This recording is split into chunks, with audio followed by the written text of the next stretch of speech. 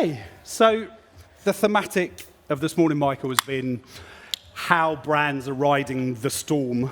And the storm's defined in different ways by different people, but I guess it's pretty hard times out there for consumers, cost of living, economic uncertainty. So I'd love to start with how are Heineken doing as a business, I guess, before we jump into marketing. Yeah, thank you, and hello, everybody. I think, Heineken overall, I would say in the last 3 or 4 years now, we've kind of got 18 months or 2 years into the inflation crisis, but none of us are also forgetting COVID, so it's been a tough ride. I was a COVID CMO. I was appointed about 2 weeks before COVID hit, so I can tell you my first 100-day plan didn't pan out exactly as expected, and the intervening 1,000 days has been different as well. But I would say, from a global point of view, the business has weathered the storm pretty well. Okay. You will see, and you have seen in various releases, if you look at last year's results versus the year before, you'll see a rise in profits, because in the base year you'll have some of the COVID impacts and shutdowns. The way we really need to look at it is how are we doing and how is the industry doing versus 2019, bearing in mind, as we say, we had COVID, which is going to adversely impact our industry because hospitality is shut.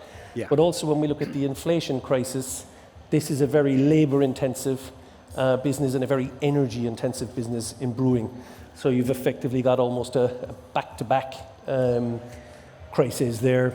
The net position is, from a top-line point of view, we're back to broadly, from a revenue point of view, where we were in 2019.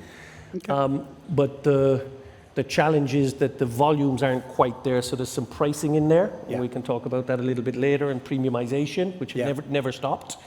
But the bottom line is still very, very difficult because we cannot pass on all of our cost inflation in pricing. Right. So we've had to suck up quite a bit of hit on margin. But overall, I would say steady. Okay. So doing well, recovered a bit, but margins are a little bit challenging. Yeah, and we're not out of the woods yet. The outlook for inflation for the balance of this year isn't looking great. Yeah. Interesting. So you have the inevitable task of going to the board and getting buy-in and kind of getting buying for marketing investment when things are a little bit more challenging. So how do you think about those conversations, and how has that changed in this kind of climate? Yeah, I think the first thing when you're facing, whether it's a crisis or whether it's a downturn, is, and the way I handle it and approach it, and I think it's a fairly common part of the playbook, is to take the time to put a foot in the ball and review your strategy together before you make any actions or take any interventions. And that's not in order to create a strategic straitjacket. It's just to give you an anchor point or an orientation point as you face into choices and trade-offs. And it can help to keep you honest, and it can help to keep the conversation grounded when the bullets start flying. So in Heineken, we have an evergreen strategy, and the first thing I did and we did was say, right, we're facing a crisis. Before we look at that, let's just remind ourselves what the long game is and what the big prize is.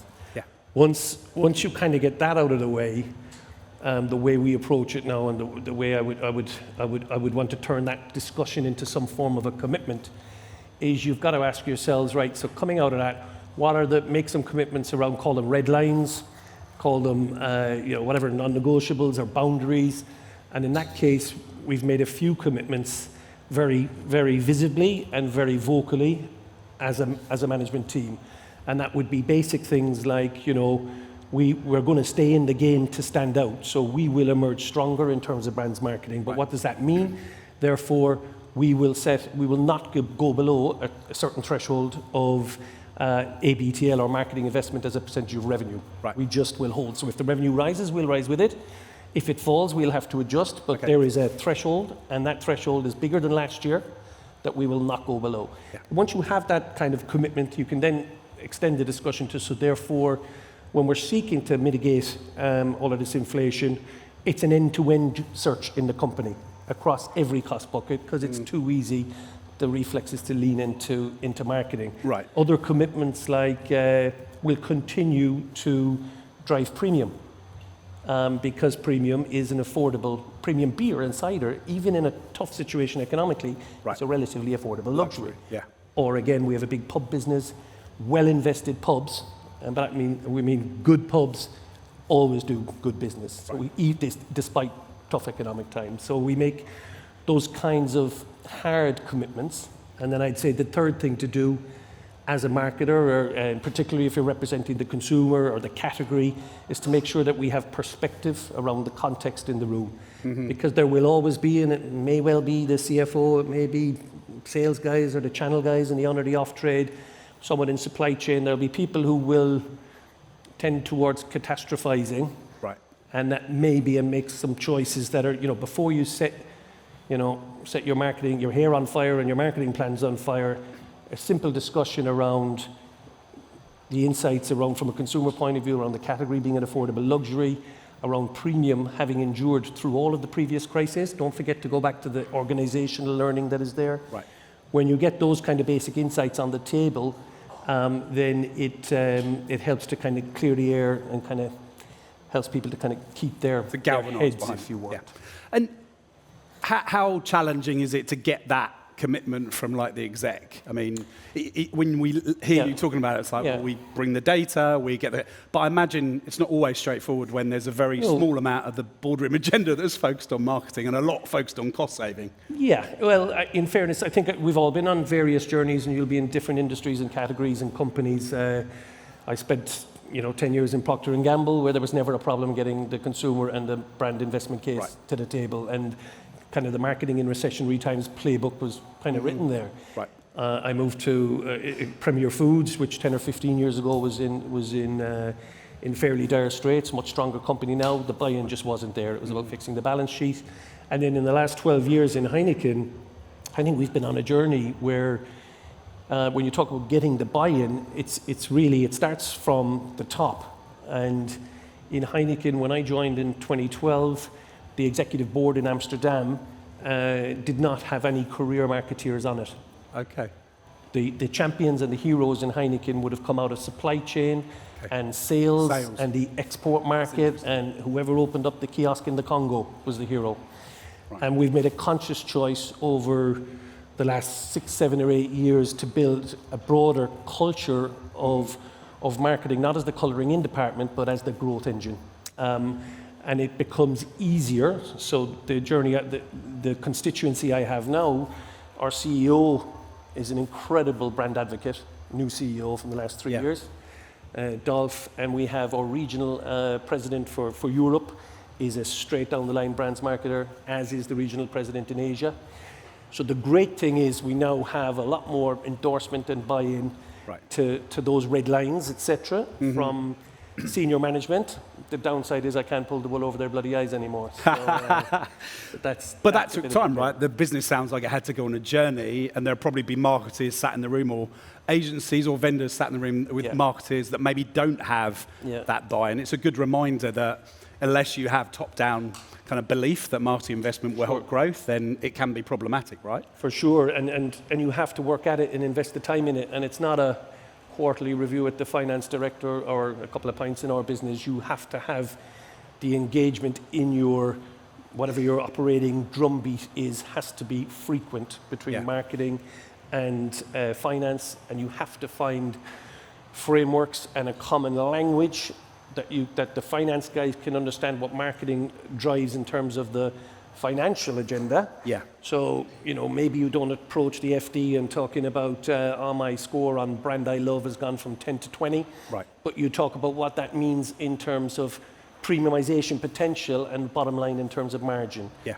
You may want to go singing and dancing down the hallway that your marquee TV copy has just scored unbelievably well in pre-testing. Right.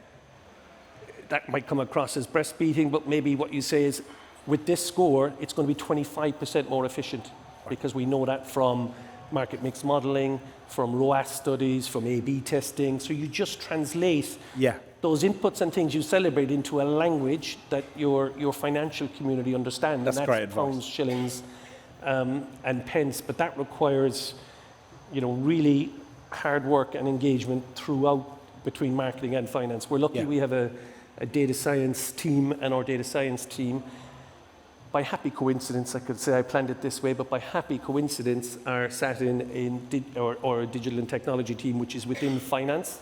Right. So we have a bit of a chicken in the coop there, and that helps when we start to set metrics and measures. So brilliant. a lot of time and energy, but No, but there's a must do. some great advice there, Michael, because a lot of the time you need to market the value of marketing internally to an organisation, and what you really talked about is know the audience and then adapt your messaging to the audience, Yep. which is marketing kind That's of 101. marketing Really. anyway. Market the marketing. Yep. Great. And I know that you've also kind of, along with the commitment, set some really clear kind of targets, and then you said you've got those kind of red lines. Like, how do you manage the team and the overarching investment? Because I guess you've got lots of people and agencies doing the work for you. Mm-hmm. Your job is to make sure that actually everything's steered in the right direction, I imagine. Yeah, I mean, we talked a minute ago about the kind of interventions you need to make culturally to make sure that the value, that you're demonstrating the value that marketing brings in the company. But those are the softer sides of things. You also need to hardwire it into your internal organisation in terms of your incentives and reward structures. Right. So within Heineken, we are now, and it's new, it's only introduced a couple of years ago, we have a baseline level of marketing spend as a percentage of revenue, below which if your general manager or your operating company goes, no bonus. Interesting. I've been in a couple of conversations recently, which I know would have gone, I'd have been the first person eyeballed. Right. To find the money to fill a gap, but because we were at the threshold, passed over. We looked down the line towards supply chain, to look towards logistics, That's really interesting. to the rest of the organisation. So it's not just about soft things. You have to then, to embed a culture, you need to think about your reward and incentive structure. Yeah, no, I think that's absolutely great advice. And what about innovation in a downturn? Isn't that the thing that just gets taken off the table? It probably is in a lot of cases, but it's probably the first thing you shouldn't take off the table, because if you are committed to an innovation or a transformation agenda of any significant potential, the high likelihood is that it's pretty urgent and that it'll be required as you emerge, and even more so from the downturn as it will be within. I would argue even the opposite. I mean, if you look at the experience through COVID, there were so many things in the innovation and transformation agenda that we accelerated, particularly with regard to digital in the on-trade, as the on-trade came back and we were setting up EPOS and ordering from tables and loyalty and data acquisition. We did more and we screwed up more. We did more things that worked and screwed up more things in 18 months in the pubs than we had done in the previous 5 years on the digital innovation agenda. Yeah.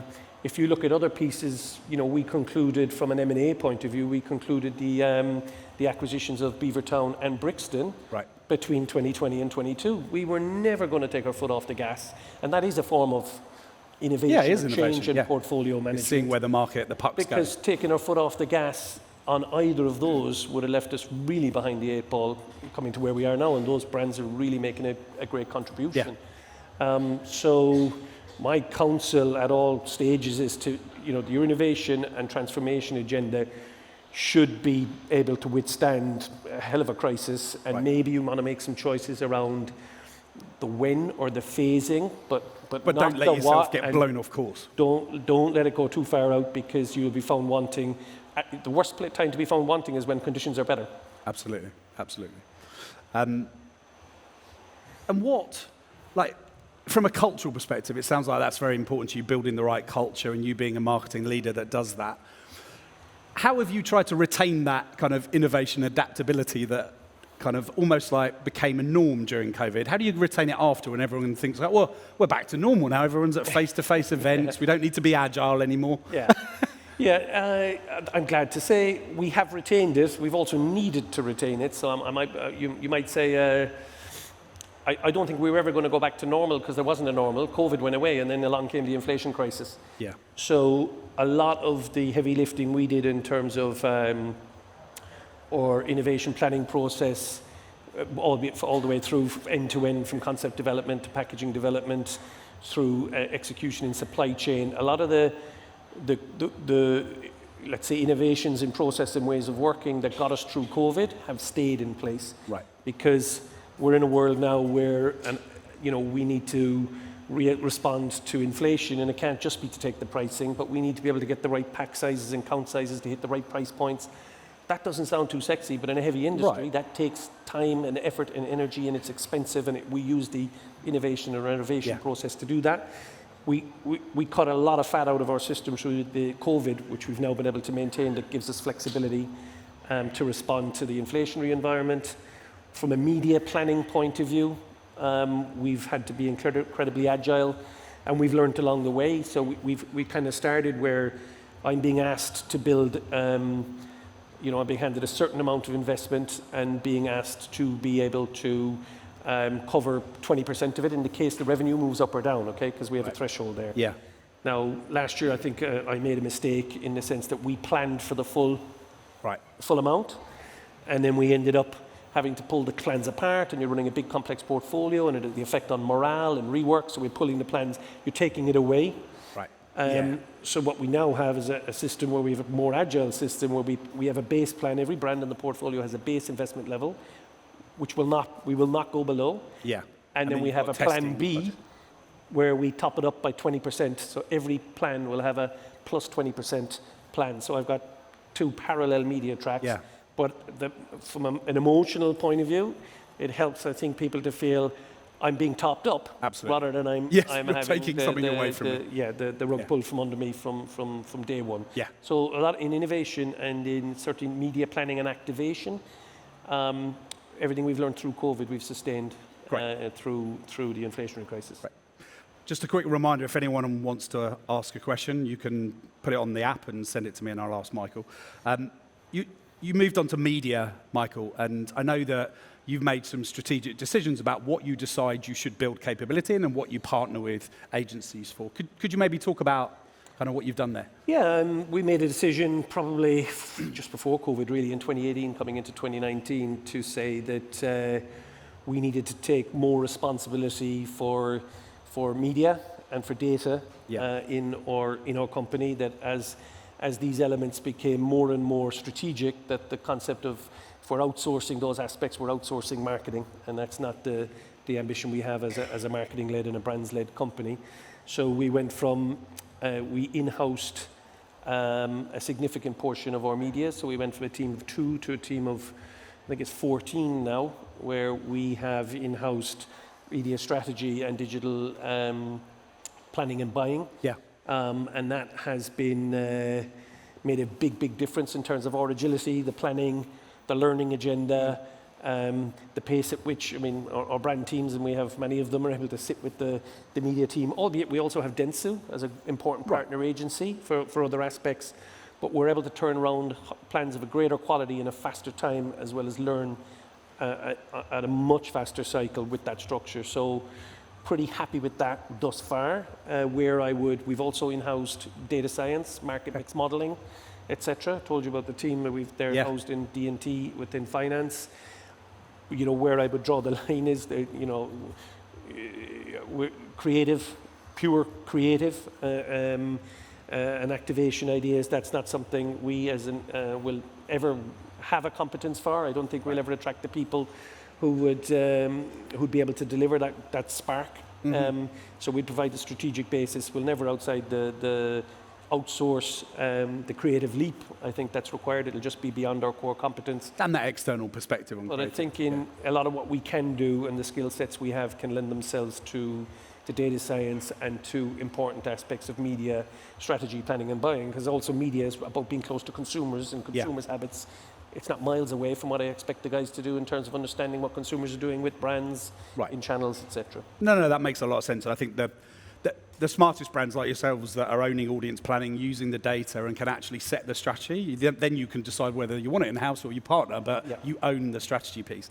When we were talking earlier, Michael, one of the things we talked about was, is it easy to attract and retain that kind of talent, given you're not an agency or a vendor or a TikTok?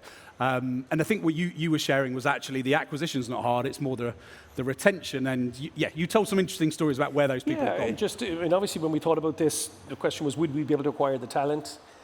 At the time, we have had no problem since acquiring talent. When we have a vacancy on the UK media team, we are inundated with quality candidates. Yeah.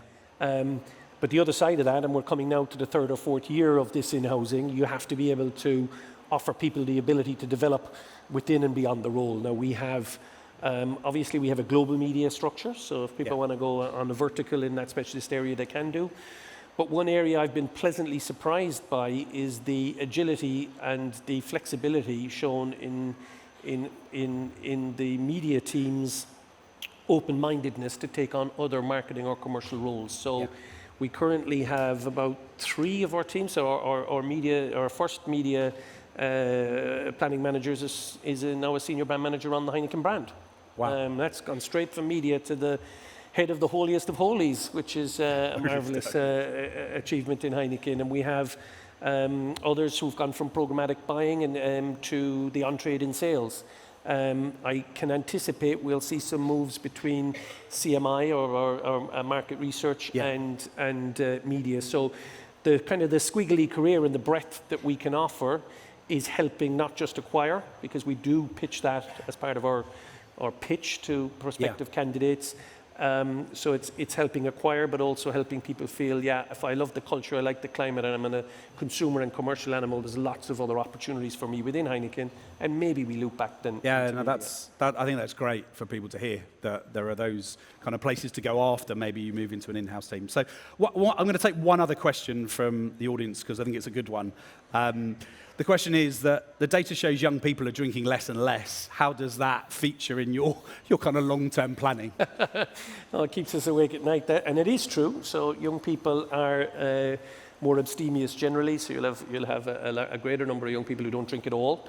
Actually, the impact in terms of the category is more the fact that those who do drink are drinking quite a bit less. The positives are they're drinking a lot more premium. Okay. They're drinking less, but spending a hell of a lot more. So the days of, students having 3 or 4 pints of Guinness on a wet Tuesday afternoon and a sort of a toasty in the pub, that's not happening. But what we see is the Thursdays, the Fridays, the Saturdays, we see a lot of spend and a lot of activity later in the evening. That makes sense. The challenge for us is how do we get a piece of that action in a category where beer and cider is less represented in super premium, and we don't play in spirits. So we have our whole innovation pipeline is very much focused on what it takes to win in Gen Z from within beer and cider. But we also have a vision and an ambition as a company to shape the future of pubs, beer, cider, and beyond. And the beyond says you should expect more than just beer and cider from Heineken. Interesting. That we will be taking inspiration from adjacent categories back into our own, but also looking at maybe expanding our footprint and putting our elbows out a little. So a lot of thought and time and energy going into that. Well, I think that's a great place to leave it, that you gave a little bit of a seed about what might come in the future. And look, Michael, thank you for your candor and for giving us such great insights. Please put your hands together for Michael Gillane. But I do my best work when the weather's hot, hot.